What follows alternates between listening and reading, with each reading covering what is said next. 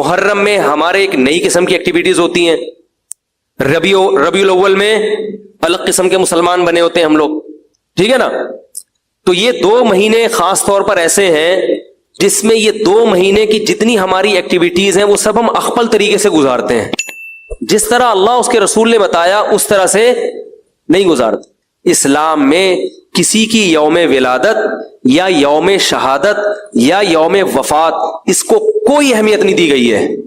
اگر دی گئی ہوتی تو سب سے پہلے محمد صلی اللہ علیہ وسلم کا یوم وفات کا دن ایسا تھا کہ اس پہ ہمیں غم منانے کا حکم دیا جاتا، اور یوم ولادت ایسی تھی جس پہ ہمیں خوشی منانے کا حکم دیا جاتا۔ کہیں بھی نہیں ملتا ہمیں۔ بعض حضرات یہ کہتے ہیں کہ آپ صلی اللہ علیہ وسلم کو خواب آیا تھا جس میں بتایا گیا کہ آپ کے نواسے حضرت حسین جو جنت کے سرداروں کے، جنت کے نوجوانوں کے سردار ہیں، ان کو آپ کی امت شہید کرے گی، تو آپ بلک بلک کے رونے لگے۔ اس سے بعض لوگ استدلال کرتے ہیں دیکھو غم حسین میں رونا چاہیے۔ تو یاد رکھو نبی صلی اللہ علیہ وسلم کو جب اطلاع ملی، آپ کو غم ہوا، آپ روئے۔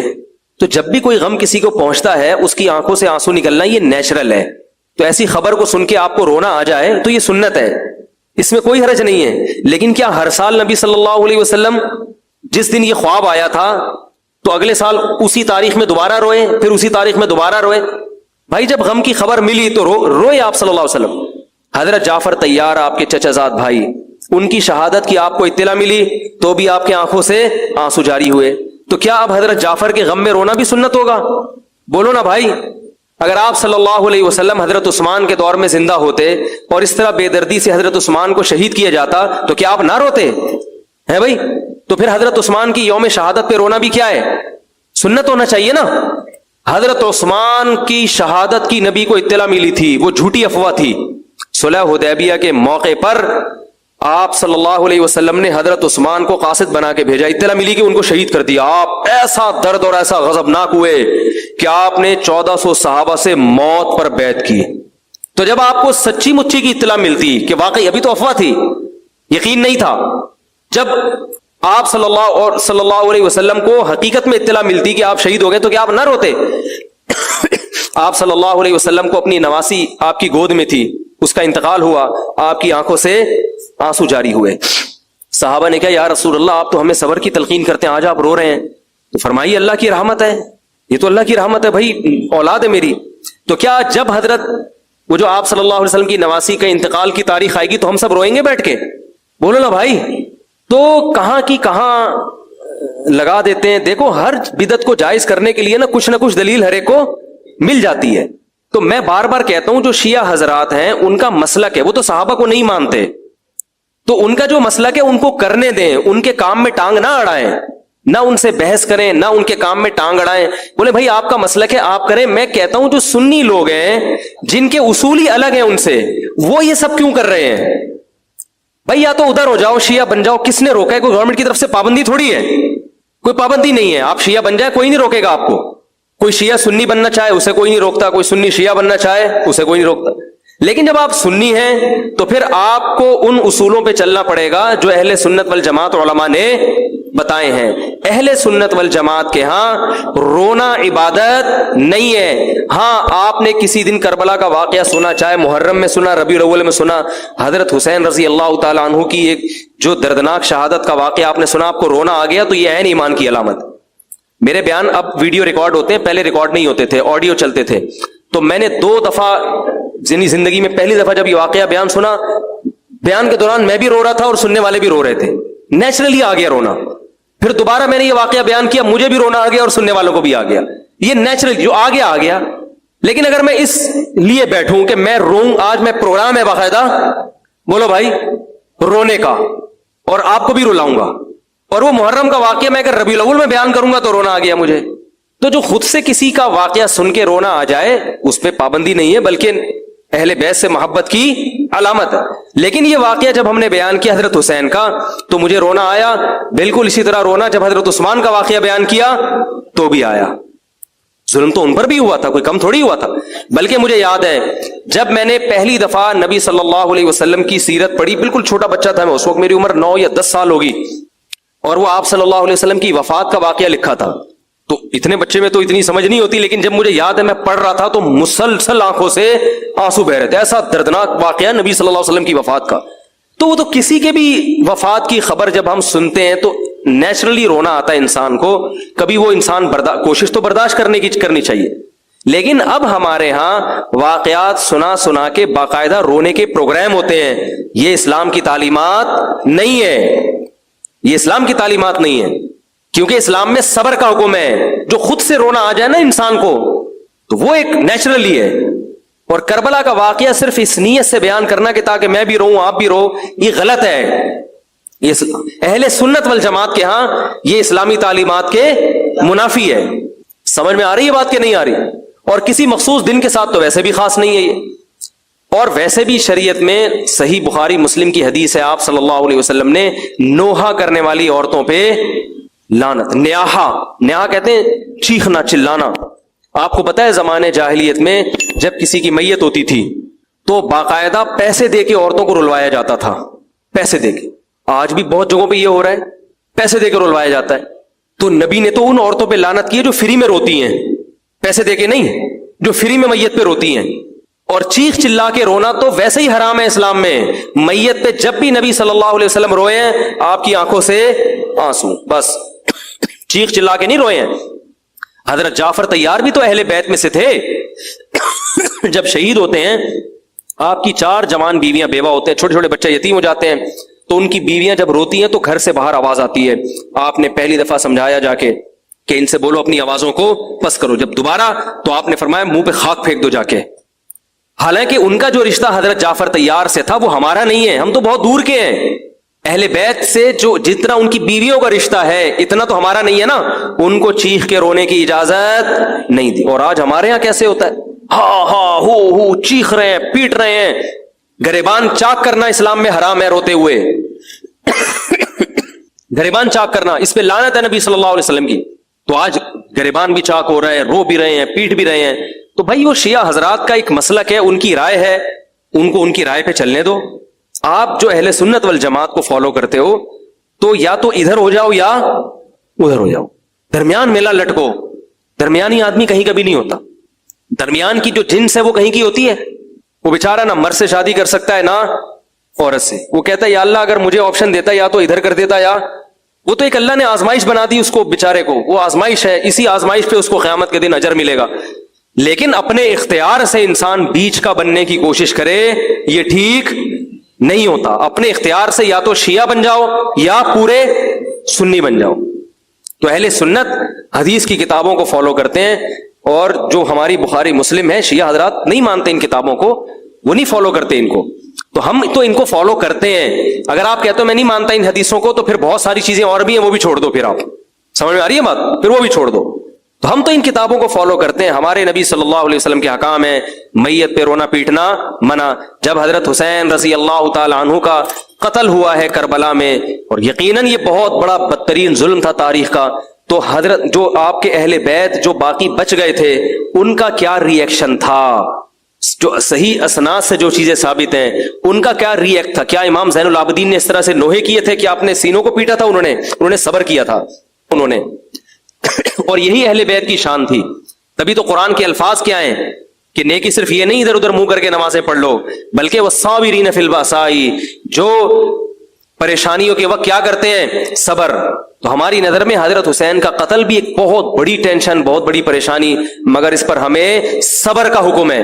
اگر ہمارے اندر انتقام کی طاقت ہوتی تو انتقام لے لیتے. ہم جو بھی قاتلان حسین تھے ہمیں پتہ چلتا کہ یہ ہے، ہم انتقام لیتے ان سے. تو اس لیے ہم نے صرف وہ کرنا ہے جو اللہ رسول نے بتایا ہے. بدعت کے قریب نہیں جانا ہم نے، نہ ربیع الاول میں جانا ہے نہ ہم نے محرم میں جانا ہے. سمجھتا ہے کہ نہیں سمجھتا ہے؟ کیوں؟ جائز ہے، کاروبار جائز ہے. میں نے کہا کہ کاروبار کرو، مالی لین دین کرو، دعوتیں کرو، مسلک کی میں پوزیشن واضح ہونی چاہیے. بھائی ہمارا ہم سنی ہے، مسلک کو مرج نہیں کرنا ہم نے. سبیلیں جو چل رہی ہیں چھوڑ دیں، وہاں اپنا کھانا کھائیں، نہ کسی کو منع کریں نہ خود جائیں. جو کر رہے ہیں ان کو کرنے دیں، ان کا مسلک ہے. بھائی بہت سارے فرقے ہیں تو وہ بھی آپ بولیں بھائی ہم چونکہ سنی ہیں، ہم اہل سنت والجماعت ہیں. نبی نے فرمایا تھا 73 فرقے ہوں گے ایک جنتی. تو ہمارا خیال یہ کہ جو اہل سنت والجماعت ہیں وہ جنتی فرقہ ہے. یہ جو کہتے ہیں ہمارا کوئی فرقہ نہیں ہے، تو میں پورا بیان اس پہ کر چکا ہوں، یہ ٹوپی ڈرامہ ہے. یہ جس نے دین پہ نہیں چلنا ہوتا وہ اس طرح کی باتیں کر رہا ہوتا ہے. تو بھائی ہم اہل سنت والجماعت ہیں، ہم حدیث کو بھی فالو کرتے ہیں اور صحابہ کو بھی فالو کرتے ہیں. تو صحابہ نے نہ یہ سبیلیں لگائی ہیں نہ اس طرح کوئی یہ کام کیا تو ہم نہیں کریں گے. جو کر رہا ہے اس کو کرنے دیں. سمجھتے ہیں؟ کھانے پینے کی جو محرم میں چیزیں آتی ہیں بدعت ہیں بھائی, واپس کر دیں محبت سے, نہیں پھینکیں نہیں, کسی غریب کو کھلا دیں, رزق کو ضائع نہ کریں. جی بھائی ہاں, نہیں شرائط کی بنا پہ رجوع نہیں ہوتا. کسی نے 1 یا 2 طلاقیں دی ہیں تو رجوع کا لفظ زبان سے بولے گا تو رجوع ہو جائے گا بس. اچھا بھائی مفتی صاحب اس سوال کا جواب مختصر بیان کر دیں. قیامت کے دن اللہ تعالیٰ کیا سوالات کریں گے؟ مہربانی کر کے ان سوالات کے جوابات دیں. حدیث میں مختلف موقع پہ مختلف سوالات کا تذکرہ ہے. 5 باتیں تو ہیں نا جن کے بارے میں جب تک انسان جواب نہ دے دے اس کے قدم اپنی جگہ سے نہیں ہلیں گے. جوانی کہاں کھپائی اور مال کہاں سے کمایا. نمبر 3 مال کہاں خرچ کیا. یہ 3 سوال 2 اور ہیں میرے ذہن سے نکل گئے. زندگی کہاں گزاری. ہاں جو علم دیا تھا اس پر کتنا عمل کیا. تو صرف 5 نہیں ہے, یہ تو 5 کا عدد حدیث میں عدد سے مراد حصر نہیں ہوتا. بہت سارے سوالات ہیں, بڑے بڑے بنیادی سوالات ہیں بھائی. ہم نے ہر برائی سے بچنا ہے اور تمام فرائض اور واجبات کو پورا کرنا ہے. مفتی صاحب محرم کا مہینہ ہے, ہر گھر سے حلوہ حلیم چھولے آ رہے ہیں غیر اللہ کے نام کے, کیا اسے باہر پھینک دیں غریب کو دے دیں؟ بھائی حلوہ حلیم چھولے مسلمان کا دین یہ حلوے حلیمی میں مانڈے میں آ چکا ہے. ہمارے نبی صلی اللہ علیہ وسلم تو بہت تھوڑا کھاتے تھے میرے بھائی. اسلام میں کھانا پینا عبادت نہیں ہے, غریبوں پہ صدقہ کرنا عبادت ہے, وہ بھی کسی خاص دن میں نہیں. جب آپ کسی کو بھوکا دیکھیں چاہے محرم ہو سفر ہو بلو آپ کھلا دیں. محرم میں صدقے کا کوئی اضافی ثواب نہیں ملتا. تو جب موقع ملے محرم ہو سفر ہو ربیع الاول ہو آپ غریب کو کھلا دیں. سمجھتے ہو؟ تو یہ چھوڑ دیں حلوے مانڈے. اسلام میں روزہ رکھنا ہے. نبی صلی اللہ علیہ وسلم یہ جو کہتے ہیں نا کھانے کے بعد میٹھا کھانا سنت ہے, 100% غلط ہے بھائی. نبی ایک کھانا کھایا کرتے تھے, بہت تھوڑا کھایا کرتے تھے. تو کم کھانا, ایک ڈش کھانا یہ سنت ہے. 4 6 ڈشیں ملا کے کھانا یہ سنت نہیں ہے. پھر بھی آپ کھائیں 20 ڈشیں کھائیں, سنت کا لیبل نہ لگائیں اس کے اوپر. جی کچھ پوچھ رہے ہیں بھائی, کیا بول رہے ہیں میرے بھائی؟ تشہد میں کتنا پڑھنا ضرور؟ پوری اتحیات واجب ہے, اس کے بعد درود شریف اور دعا سنت ہے, وہ واجب نہیں ہے. مفتی صاحب سورہ زلزال میں آتا ہے کہ اللہ تعالیٰ چھوٹی نیکیوں کو چھوٹا گناہ بھی سامنے لائیں گے. اگر دنیا میں ان گناہوں سے توبہ کر لی تو کیا پھر بھی توبہ کر لی تو وہ معاف ہو جاتے ہیں؟ پھر توبہ کتنی پاورفل ہے یہ دیکھا جائے گا. بعض دفعہ اتنی پاورفل توبہ ہے کہ اللہ اس کے نشان ہی مٹا دیتے ہیں. ہاں یہ بھائی نے بڑا اچھا سوال پوچھا ہے کہ جمعے کا خطبہ اور عید کا خطبہ اگر اردو میں ہو جائے تو اس سے بہت فائدہ ہوگا. یقیناً فائدہ ہوگا, لیکن یہ کام ہم جب کرتے جب یہ صحابہ سے ثابت ہوتا. ایک میں اپنی بات کمپلیٹ کر لوں, کیونکہ ہم اپنی طرف سے چینجنگ نہیں کر سکتے. صحابہ کرام جب دنیا میں گئے ہیں نا تو اجمیوں کا بہت کثرت سے اسلام میں داخلہ شروع ہوا. تو بہت سے اجمی فارسی بولنے والے, دوسری زبانیں بولنے والے صحابہ کے شاگرد بنے, لیکن انہوں نے اپنے اپنے علاقوں میں عام واعظ و نصیحت تو اپنی زبانوں میں کی, لیکن عید کا اور جمعے کا خطبہ ان سب نے اجمی ہونے کے باوجود عربی میں دیا ہے. اس پر امت صدیوں سے متواتر اور امت گمراہی پہ جمع نہیں ہو سکتی. اب جا کے بعض اسکالرز نے یہ کہنا شروع کر دیا ہے کہ خطبہ اپنی زبان میں ہونا چاہیے. تو یہ 15ویں صدی میں یہ کام شروع ہوا ہے, 1400 سال میں مسلمانوں نے یہ کام نہیں کیا. سمجھ رہے ہو بات کو؟ تو اس لیے چونکہ یہ اجماع امت سے ثابت ہے, صحابہ تابعین, اسلام آج کا تھوڑی ہے بھائی. صحابہ تابعین کے دور میں اجمیوں میں محمد بن قاسم نے ہندوستان فتح کیا تھا نا, یہ سندھ فتح کیا ہے. یہ یہاں لوگ عربی تھوڑی بولتے تھے, لیکن اس دور میں بھی یہاں جو خطبے ہوئے ہیں کسی ایک روایت میں نہیں ملتا کہ یہاں کی مقامی زبان میں ہوئے ہیں. اور اس کی اب قرآن سے دلیل یہ ہے کہ فسعوا الی ذکر اللہ, اللہ نے کہا کہ جب جمعے کی اذان ہو جائے اللہ کے ذکر کی طرف دوڑو. تو اس میں خطبہ بھی داخل ہے, تو خطبے کو بھی اللہ نے اپنا ذکر قرار دیا. اور جو ذکر اللہ ہے وہ عربی میں ہوتا ہے, جیسے ہم تمام تسبیحات. اب دیکھیں اصولی طور پر تو ایسے لوگ بھی ہیں جو یہ کہتے ہیں کہ نماز بھی اردو میں ہونی چاہیے تاکہ سمجھ میں آئے. تو لاجک تو ان کی بھی ہے. ایک صاحب ہیں باقاعدہ پوری نماز اردو میں پڑھتے ہیں, الحمدللہ رب العالمین سورہ فاتحہ کا بجائے کہتے ہیں تمام تعریفیں اللہ کے لیے, تمام جہانوں کا پالنے والا, بڑا مہربان, نہایت رحم کرنے والا. اے اللہ ہم صرف تیری عبادت کرتے ہیں, صرف تجھی سے مدد کرتے ہیں. تو کیا ان کی نماز ہو جائے گی؟ نہیں ہوگی. حالانکہ لاجک تو ان کی بھی, بھائی میں اردو میں پڑھوں گا, مجھے تو اردو میں سمجھ میں آ رہا ہے. لیکن ہم کیا کہتے ہیں بھائی قرآن پڑھنا واجب ہے نماز میں, اور قرآن کس میں ہے؟ عربی میں. تسبیحات واجب ہیں, تو جو سنت ہیں وہ کس میں ہیں؟ آپ سبحان ربی العظیم میں اگر آپ یوں کہہ دو کہ میرا رب جو ہر عیب سے پاک ہے, وہ بہت جو عظمت والا ہے وہ ہر عیب سے پاک ہے, تو زیادہ دل لگے گا. لیکن یہ تمام چیزیں جو ہیں جو اسلام نے اسپیسیفک ذکر ہمیں بتایا ہے وہ عربی میں ہے.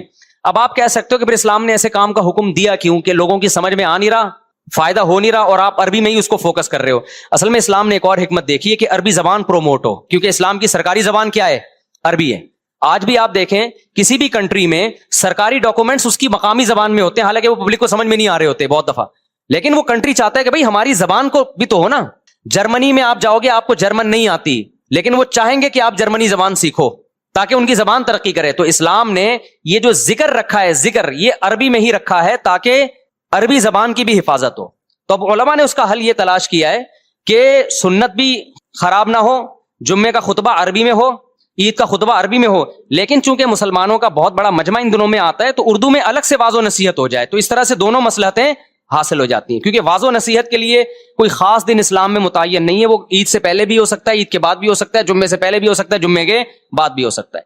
سمجھتے ہو؟ تو اس لیے ہمارے یہاں رواج یہ کہ عام تقریر اردو میں ہوتی ہے, ایک واضح و نصیحت کی ہے, جو خطبہ ہے اسپیسیفک وہ عربی میں ہی ہوتا ہے. یہ مزہ ہے اس کی. کیا بول رہا بھائی؟ بس ترجمہ بعد میں کر لیں, اس کا بعد میں ترجمہ کر لیں. اچھا میرے بھائی جی, یار یہ قرآن خوانی کے لیے جو بچوں کو لے کے جاتے ہیں طریقہ ٹھیک نہیں ہے. آپ نے گھر میں قرآن پڑھنا ہے, خود ہی پڑھے. مدرسے کے بچوں کو لے کے جاتے ہیں, وہ بچے تو بچے ہوتے ہیں, ان کو پتا ہے ابھی کھانے قرآن کے بعد دیکھ کھلے گی, ڈھکن کھلے گا, بریانی آئے گی, وہاں ایران توران یوں عجیب طریقے سے پڑھ رہے ہوتے ہیں, کوئی پڑھتے بھی نہیں ہیں, باتیں بھی ہو رہی. ان کا یہ تو مذاق بن گیا ایک چیز. اور ویسے بھی اصال ثواب کے لیے تو قرآن خوانی ثابت بھی نہیں ہے نا. کبھی آپ نے دیکھا حضرت ابوبکر کا انتقال ہوا تو حضرت عمر نے قرآن خوانی کروائی ان کے اصال ثواب کے لیے؟ قرآن تو جو جہاں چاہے اپنے طور پہ بیٹھ کے پڑھ لے, بس اس کے لیے باقاعدہ لوگوں کو جمع کرنا یہ صحیح نہیں ہے. ہاں بطور برکت کے لیے رقیہ کے طور پہ قرآن خوانی ہو سکتی ہے, کیونکہ رقیہ عبادت نہیں ہے, اس کے لیے ثبوت کی ضرورت نہیں ہے. تو دکان مکان میں برکت کے لیے تو وہ خود ہی پڑھ لیا کرو. سمجھتے ہو؟ بہرحال اگر کوئی مدرسے کے بچوں کو بلا کے بھی قرآن پڑھوا دے گا تو میں حرام ناجائز نہیں کہہ رہا اس عمل کو, لیکن یہ کہ یہ وہ بچے نہیں, ہمیں پتہ ہے نا, ہم جب چھوٹے بچے تھے تو ہمارے امام صاحب ہمیں آیت کریمہ پڑھانے کے لیے بلایا کرتے تھے کہ کراچی کے حالات بہت خراب ہو رہے ہیں, آؤ آیت کریمہ 5 لاکھ دفعہ پڑھنی ہے. ہم چھوٹے بچے شرارتی ہوتے ہیں, ہم جاتے, ہمیں کیا کراچی کے حالات سے, ہمیں تو یہ تھا کہ آیت کریمہ کے بعد گرم گرم جلیبیاں ملیں گی, بڑی مزے کی جلیبی ہوتی تھی وہ, تو ہم ایسے پڑھ رہے ہوتے تھے نا دانے, لا الہ الا انت سبحانک انی کنت من الظالمین, ایک کے بجائے 4 اٹھا لیے نا. پھر ہم یہ بھی کر رہے ہوتے تھے, جیسے کوئی بندہ بیٹھے اس کی جیب کھلی ہوئی ہے, شرارت, لا الہ الا انت سبحانک انی کنت من الظالمین, ٹھاک کر کے جا کے اس کی جیب میں گر گیا تو جیت گئے, دائیں بائیں گر گیا تو ہار گئے. یہ پروگرام چل رہا ہوتا تھا. تو کون کتنی نگرانی کرے گا بھائی؟ پھر اٹھا کے کبھی کسی کو لا الہ الا انت سبحانک انی کنت, اس کے کان پہ نا یوں کیا, لا الہ الا انت سبحانک انی کنت من الظالمین, لا الہ الا, وہ کہہ رہے کس نے مارا بھائی, ہم کہہ رہے ہمیں کیا پتا بھائی. پھر یوں کیا, لا الہ الا انت سبحانک, بچہ تو بچہ ہے نا میرے بھائی, اس کو کراچی کے حالات سے کیا یار. اس کے بعد گرم گرم جلیبیاں آتی تھی, مزہ, اب تک اس جلیبیوں کی لذت نہیں میں بھولا, ایسا مزہ آتا تھا. کراچی کے حالات گئے تیل لینے, ہمیں جلیبیاں. تو بچوں کی یہی کنڈیشن ہوتی ہے میرے بھائی, جن کو آپ قرآن خوانیوں کے لیے بلاتے ہو. ہاں کر سکتے ہیں لینے. مفتی صاحب جی, ارے بھائی وسوسوں کے بارے میں خدا کے لیے نہ پوچھا کرو, وسوسوں کے, اور یہ وہم اور وضو نہیں ہو رہا, اس سے خود پاگل ہو جاتا ہے, جو مفتی پاگل ہو جاتا ہے. وسوسے کے مریض کا علاج ہے اس کو چترول لگائیں ٹائٹ طریقے سے, 2 منٹ کے اندر تو وضو کر, ورنہ تجھے طبیعت سے چترول لگیں گے. اس کے علاوہ سمجھانے سے ان کا علاج نہیں ہوتا. ان پہ کوئی اللہ کی طرف سے کوئی عجیب ہی کوئی گناہ ہوتا ہے میرا خیال ہے, جس کی پھٹکار ہوتی ہے. یہ جب تک خود اپنا علاج نہیں کرے گا کوئی نہیں کر سکتا. جاؤ جلدی سے غسل کر کے نکل آؤ باہر, جلدی سے ٹھا وضو کرو, نکلو یار. بیٹھا ہوا ہے, گھسا ہوا ہے, ایسے فضول قسم کے لوگ ہیں. غسل خانوں سے, واش روم سے فون کر رہے ہوتے ہیں, مفتی صاحب میں 1 گھنٹے سے شاور کے نیچے کھڑا ہوا ہوں, مجھے تسلی نہیں ہو رہی. میں نے کہا مر جا تو تالاب میں ڈوب کے مر جا, تاکہ گھر والوں کو پورا ٹینک خالی کر دیتے ہیں بھائی. یہ ایک وسوسے کے مریض کے گھر والے میرے پاس آئے, کہنے پانی بھر کے تھک گئے, مجھے پورا ٹینک پی جاتا ہے, یہ اس کا وضو ہی نہیں ہوتا کم وقت کا. تو یہ تقویٰ نہیں ہے, یہ ہیضہ ہے تقوی کا. ایسے آدمی کے طبیعت سے دھو دو اس کا ابا کو چاہیے پولیس والے کو بلائے, یا خود طبیعت سے دھو دے, ٹھیک ہو جائے گا. یہ نہیں, یہ ٹھیک ہونے والی قوم نہیں ہے بھائی. ایک صاحب کو وسوسہ, خاتون کو وسوسہ, کہتی میں جب کپڑے دھوتی ہوں تو میرے ہاتھ ناپاک. اب یوں دھو رہی ہیں تو ہاتھ کیا ہو گئے, اب ہاتھ میرا نلکے پہ لگ گیا تو نلکا ناپاک. اب نلکا دھونے کے لیے انہوں نے دوسرے ہاتھ سے نلکا کھولا تو یہ والا ہاتھ ناپاک. اب یہ پانی لے کے نلکے پہ ڈالا, لیکن یہ والا ہاتھ کیا ہو گیا, ناپاک. اب یہ والا ہاتھ دھونے کے لیے کونی سے نلکا کھول رہی ہیں یوں کر کے, پانی آئے گا تو یہ والا ہاتھ وہ چھینٹ گر گئی نیچے, چھینٹ سے شلوار پہ لگ گئی, شلوار ناپاک. اب ٹانگ تو وہ ناپاک در ناپاک. تو وہمیوں کا یہ حال ہوتا ہے, اور ان کی یہی کم وقتوں کی سزا ہے. تو اس لیے اپنے آپ کو عذاب میں مت ڈالو بھائی. شریعت نے بتایا کپڑا دھو یوں کر کے 3 دفعہ دھو لو, بس نکلو واش روم سے باہر. جب ناپاکی جسم پہ لگی ہوئی ہے پانی ڈالو, دھو صابن سے, اس کے بعد غسل کرو, پتلی گلی سے نکلو. یہ ہاتھ یوں لگ گیا, یہ یوں دروازہ, ایسے بھی میں نے دیکھے واش روم کا دروازہ یوں کر کے کھول رہے ہیں, کہ کیونکہ کئی لوگوں نے کنڈی پہ ہاتھ لگایا ہے تو وہ ان کا ہاتھ ناپاک, تو کنڈی ناپاک, پھر کنڈی ناپاک, تو کنڈی کے ذریعے آپ کی ٹانگ ناپاک, پھر ناک ناپاک, پھر برتن ناپاک. پاگل آدمی شریعت کو بدنام کر رہا ہے, اسلام کو بدنام کر رہا ہے. تو جاؤ یار وضو کرو, بس نماز پڑھو. فضول لوگ. میں جب بھی کوئی آتا ہے نا, میں خدا کی قسم میری حالت ہوتی ہے, میں کانپنے لگتا ہوں کہ اللہ آپ خیر ہے, پتہ نہیں کیا کرو. سمجھ میں نہیں آتا اس کے, جتنا گھنٹہ سمجھاؤ گے نہیں آتا, گھنٹہ بٹھا کے سمجھاتے رہو نہیں آئے گا وہمی. اور طلاق کے وسوسے بھی ہوتے ہیں لوگوں کو. مفتی صاحب مجھے ایسا لگا کہ میں نے بیوی کو طلاق دے دی. ابے مجھے ایسا لگا. ابے کیوں لگ رہا ہے تجھے, منہ سے جب تک پھوٹے گا نہیں ہوگی. کہہ رہے مجھے ایسا لگا کہ میں نے منہ سے نکالا ہے. یعنی جو بولتے رہو گے نا اس کو وہ لگتا رہے گا. زندگیاں برباد کر دی ہیں بھائی. یہ ڈپریشن ہے, اس کا علاج کرواؤ کسی ڈاکٹر کے پاس جا کے, یہ مفتیوں کے پاس نہیں آیا کرو اس میں. بس یار یہ حضرت علی کو مولا علی اختلافی چیزیں چھوڑ دو. ہاں حضرت علی بھی مولا ہیں, ابو بکر بھی ہمارے مولا ہیں, حضرت عمر بھی ہمارے مولا ہیں, حضرت عثمان بھی ہمارے مولا ہیں, تمام صحابہ ہمارے مولا ہیں. سمجھ, من کنت مولاہ فعلی مولاہ, تو ٹھیک ہے نا. حضرت علی کی فضیلت میں آپ نے فرمایا علی اس کے مولا ہیں, تو حضرت ابو بکر کی بھی تو فضیلت ہے نا. حضرت ابو بکر مولا کسے کہتے ہیں؟ جو آپ کا سردار ہوتا ہے. بہت سارے معنی آتے ہیں مولا کے, تو ابو بکر کے بارے میں بھی, عمر کے بارے میں بھی حدیث میں آتا ہے کہ میرے بعد ابو بکر عمر کی اقتدا کرنا. کیا مطلب؟ ان کو اپنا مولا بنا لینا, آقا بنا لینا, ان کی اقتدا کرنا نا. تبھی حضرت علی نے ابو بکر عمر کی اقتدا کی.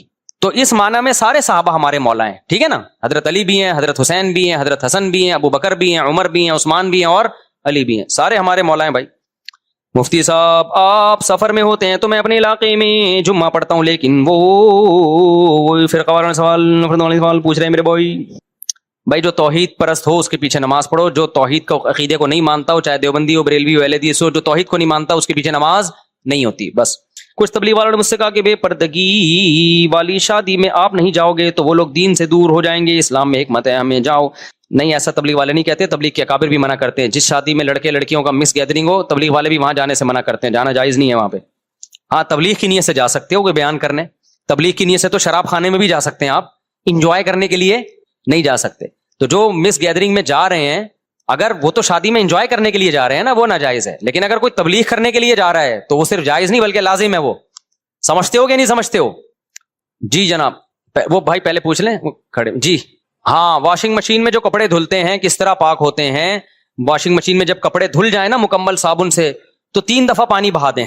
3 دفعہ کا مطلب یہ کہ واشنگ مشین کو بھریں, پائپ سے پانی 1 دفعہ نکال دیا, پھر دوبارہ بھرا, پھر نکال دیا, پھر تیسری دفعہ بھرا, تیسری دفعہ نکال دیا, کپڑا پاک. اور آسان طریقہ یہ پانی جاری کر دیں.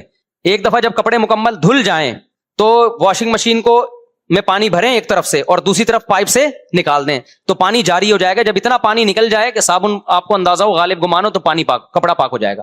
آٹومیٹک مشین 3 دفعہ دھوتی ہے, تو 1 دفعہ خود سے دھو لیں اس کو. ہاں 3 دفعہ دھوتی ہے وہ تو. لیکن اگر آپ کا خیال ہے اس سے صابن نہیں نکلا تو 1 دفعہ اور اس میں پانی. آٹومیٹک مشین یہ تھوڑی کہتی ہے کہ دوبارہ میں پانی نکال نہیں سکتی, تو 1 دفعہ پانی ڈال کے پھر نکال دیں اس میں سے, ٹھیک ہے نا. مزاروں میں جا کے دعا مانگنا الگ چیز ہے, دعا مانگنے کے لیے مزار جانا الگ چیز ہے. دعائیں کے لیے گھر یا مسجد میں دعا مانگو, مزار دعا مانگنے کی جگہ نہیں ہے. ویسے آپ کسی کی قبر کی زیارت کے لیے چلے گئے تو وہاں کھڑے ہو کر آپ دعا بھی مانگ سکتے ہیں, سمجھ رہے ہو. یہ ان کے وسیلے سے مانگ رہے ہیں, ان کا مطلب لوگوں سے پوچھیں کیا مطلب ہے وسیلے سے مانگ رہے ہیں. مبہم لفظ ہے یہ وسیلہ. ارشاد پوٹا کلیجی, پوتا یتیم ہو جائے. اچھا مجھے بھوک لگ رہی ہے نا, میں نے کہا پوٹا کلیجی کی بات کر رہے ہیں.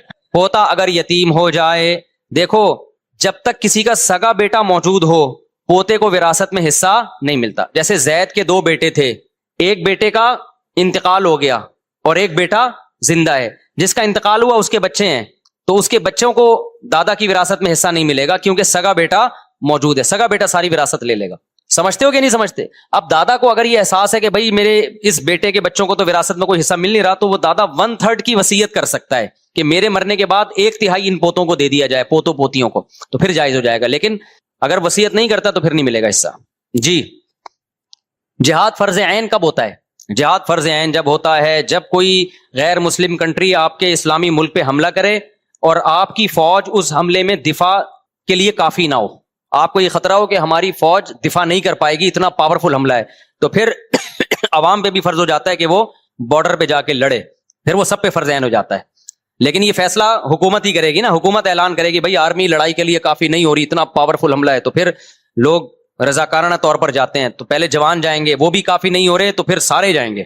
ایک وقت ایسا آتا ہے کہ عورت بھی جائے گی لڑنے کے لیے, سمجھتے ہو, کیونکہ اپنی قوم کا دفاع کسی قیمت پہ اسلام اس پہ کمپرومائز کرنے کی اجازت نہیں دیتا آپ کو. نئی محرم میں شیعہ لوگ بلیک کپڑے پہنتے ہیں, ان کو پہننے دیں, ان کا مذہب ہے. میں نے بار بار کہا کسی کو چھیڑو نہیں, اپنا مسلک چھوڑو نہیں. تو اسلام میں وائٹ کپڑے ہیں بھائی, نبی صلی اللہ علیہ وسلم نے سفید لباس کو پسند کیا ہے. ہم نے سارے علماء صلحاء دیکھا ہے وائٹ کپڑے پہنتے ہیں. احرام میں کوئی وائٹ احرام ضروری نہیں ہے لیکن پھر بھی ہم وائٹ, کفن میں کوئی وائٹ کفن ضروری نہیں ہے لیکن پھر بھی ہم وائٹ. میری جب بھی شادی ہوئی ہے وائٹ کپڑے پہن کے دولہا بناؤں میں. ایک بڑا دن ہوتا ہے, انسان کی شادی ہو رہی ہوتی ہے تو وائٹ کپڑے پہنے. آپ کلرفل بھی پہن سکتے ہیں لیکن وائٹ کی فضیلت زیادہ ہے. سمجھتے ہو کہ نہیں سمجھتے؟ اور وائٹ کا بالکل اپوزٹ ہے بلیک. تو اگر آپ نے وائٹ چھوڑنا ہی ہے, کریم کلر کے پہن لو, کوئی اور پہن لو, بالکل اپوزٹ بلیک کی طرف جا رہے ہو. وہ بھی جائز ہے, لیکن محرم میں جو لوگ بلیک پہنتے ہیں وہ ایک عبادت سمجھ کے, فضیلت سمجھ کے, تو وہ شیعہ لوگوں کو کرنے دیں, وہ ان کا مذہب ہے. آپ سنی ہیں, سنیوں کے ہاں نہ محرم میں بلیک نہ کسی اور میں. ویسے بلیک پہنے تو کبھی بھی پہن سکتے ہیں, لیکن اسپیسیفک محرم میں غم کے اظہار کے لیے بلیک پہننا سنی مذہب میں جائز نہیں ہے. تو آپ ایک کو فالو کرو, دوسرے کو پہ طنز نہ کرو. مونچھیں مونڈنے اور سر کے بالوں کے مونڈنے کے بارے میں تحقیق ہو جائے, جائز ہے بھائی, حرام نہیں ہے, لیکن بہتر یہی ہے کہ مونچھوں کو قینچی سے چھوٹا کیا جائے.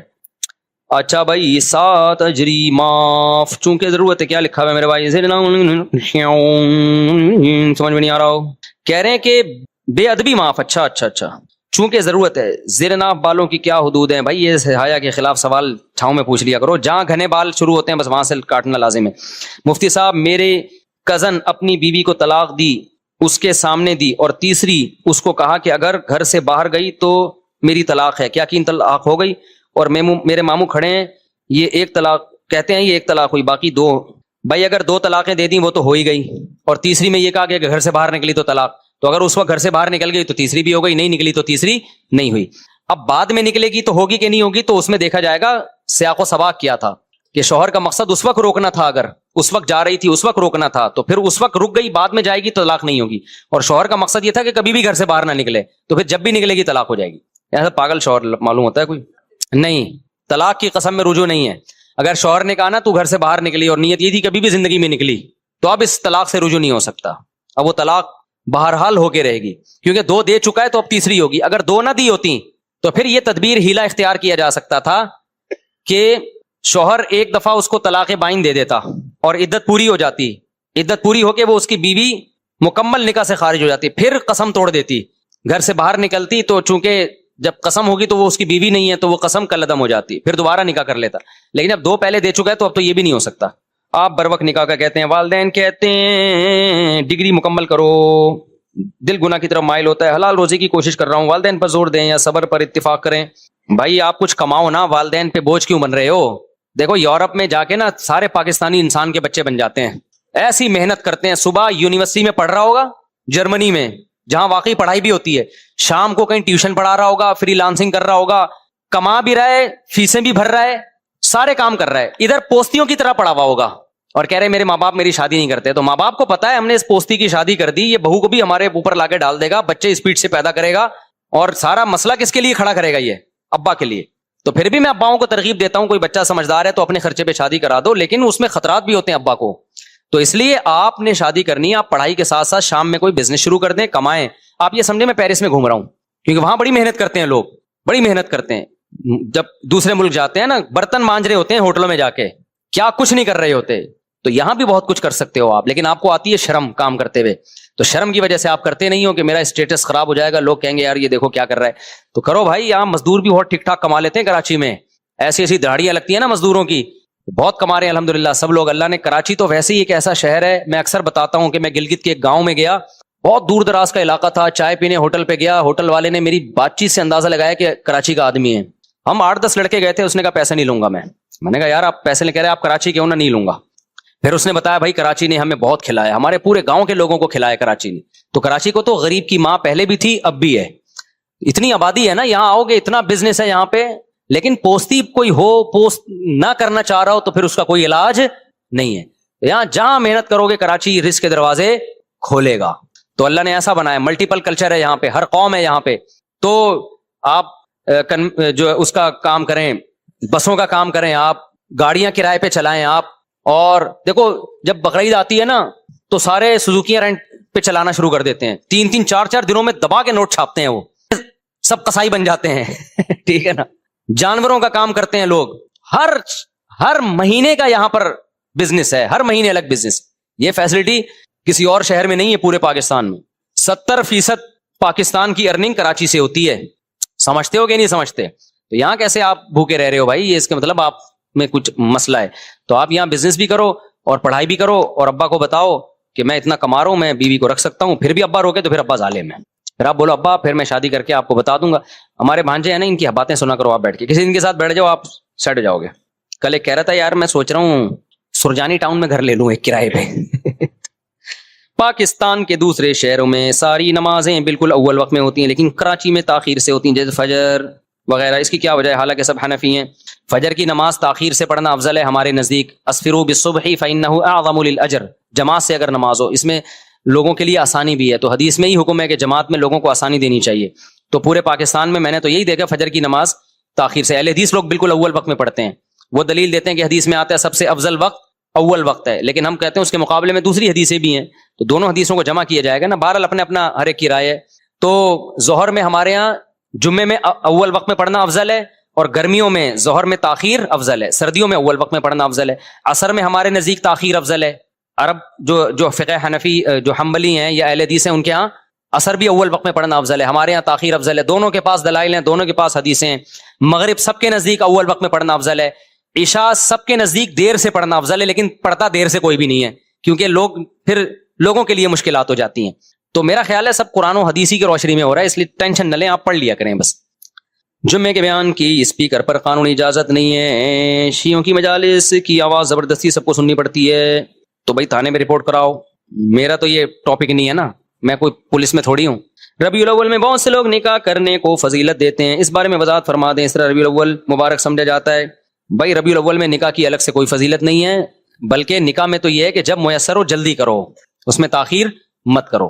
مفتی صاحب ایک بھائی آپ سے ملنے کولالمپور سے آیا ہے اور لیاری سے, برائے مہربانی 10 منٹ بتائیں کہاں ہیں, جلدی سے کھڑے ہوں. السلام علیکم. ابھی مجھے کیونکہ بہت تھک گیا ہوں نا میں, پھر انشاءاللہ اکیلے میں نہیں, اکیلے. او ملیشیا اسٹیشن. السلام علیکم, کیا حال ہے, سب سیٹ ہے, کوئی خاص کام تو نہیں ہے؟ اچھا, اڑے بڑی نوازش ہے, یہ آپ نے اچھا کیا نا, بڑی نوازش آپ.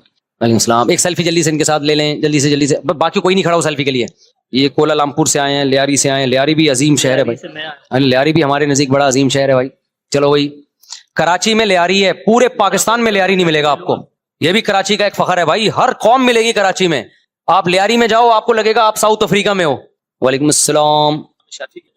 ہاں تو بس پڑھ لیا کریں, بس آپ نہ کریں, آپ پڑھ لیں نماز, ادھر بیٹھیں, نماز پیچھے ہر ایک جتنے بھی ائمہ کو فالو کرنے والے ان کے سب کے پیچھے نماز ہو جاتی. مفتی صاحب ایک بھائی کولالمپور سے, تبلیغ کا کام 2.5 گھنٹے مسجد میں ہوتا ہے. سبحان اللہ, ہونا چاہیے. ایک بیوہ ہے اور بچوں کے ساتھ رہتی ہے, نکاح کرنا چاہتی ہے مگر نہیں کر سکتی, بلکہ ساتھ نہیں رہ سکتی. کیا فقط اللہ کی رضا کی خاطر ایجاب و قبول کر سکتے ہیں تاکہ فون پر بات ہو, گناہ نہ ہو, اور کبھی ملاقات بھی ہو تو گناہ نہ ہو؟ بھائی نکاح میں آپس میں جو بھی آسانی سے شرطیں طے کی جا سکتی ہیں وہ شرطیں طے کر کے نکاح کیا جا سکتا ہے آپس کی میوچل انڈرسٹینڈنگ سے. صرف ایک شرط حرام ہے, وہ ہے وقتی نکاح. یعنی یوں نکاح کیا جائے کہ میں آپ سے نکاح کرتا ہوں 1 مہینے کے لیے, 2 مہینے کے لیے, 1 سال کے لیے, یہ متع بن جائے گا جو کہ اسلام میں زنا ہے اور یہ حرام ہے. نکاح ہوگا تو ہمیشہ کے لیے ہوگا. پھر آپس میں شرطیں طے کی جا سکتی ہیں, مثال کے طور پہ بچے نہیں چھوڑنا چاہتی, صحیح ہے نا, تو وہ اس کا حق ہے, آپ کا حق ہے, تو میوچل انڈرسٹینڈنگ سے جس طرح بھی ہو جائے نکاح. لیکن وہ جو شرطیں طے ہوں گی ان کی پابندی کسی پہ بھی لازم نہیں ہوگی, سمجھتے ہو؟ وہ جب چاہے اپنی شرطوں سے رجوع کر لے, بھائی میں نے نکاح کیا تھا آپ سے, میں اب شرطیں واپس لے رہی ہوں, مجھے اپنی بیوی بنا کے اپنے گھر لے کے جاؤ, میں نے اس طرح زندگی ہو. تو آپ کے باپ کو بھی لے جانا پڑے گا پھر, یعنی آپ کو لے جانا پڑے گا, ایسا نا ابا لے کر چلے جائیں لینے. اور کوئی سوال میرے بھائی بچہ پوچھ رہا ہے, فیکٹریوں میں جو مرغی ذبح کرتے ہیں تو حلال ہی ہوتی ہے؟ نہیں, مشینی ذبیحہ حلال نہیں ہے.